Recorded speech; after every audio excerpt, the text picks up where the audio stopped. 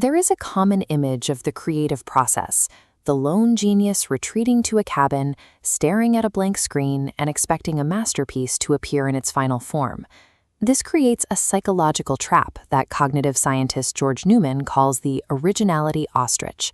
It's the belief that for an idea to be valid, it must be born out of absolute nothingness. But research into cognitive science suggests a different reality. Creativity isn't a mystical event. It's an orderly, methodical process of discovery. Locking yourself away to force an original thought often leads to failure. If you want to build something new, Newman's advice is to stop staring at the wall and burn the cabin down. Instead of trying to create in a vacuum, successful innovators work like archaeologists.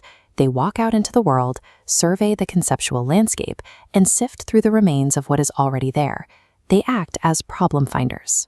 Rather than pre-planning a flawless concept in isolation, they experiment with existing tools to see where the current market is falling short. Great ideas are carefully excavated from the foundation of the past. A remarkably consistent mathematical ratio appears behind almost every major cultural or scientific breakthrough. The math breaks down like this. A successful idea is built from 95% conventional knowledge, combined with a tiny 5% unique tweak. The global dominance of K-pop follows this exact template.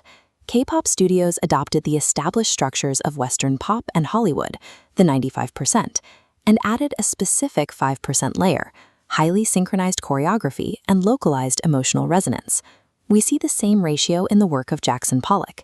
Pollock isolated the visual rhythm of fractal patterns already present in nature, turning an ancient physical property into a 5% discovery on canvas. Even influential scientific papers rely on this ratio. A network graph of highly cited research reveals an expanding web of references. These papers consist entirely of proven facts, appending a single new node of data to prior research. Originality is the act of remixing conventional wisdom with one specific, deliberate mutation.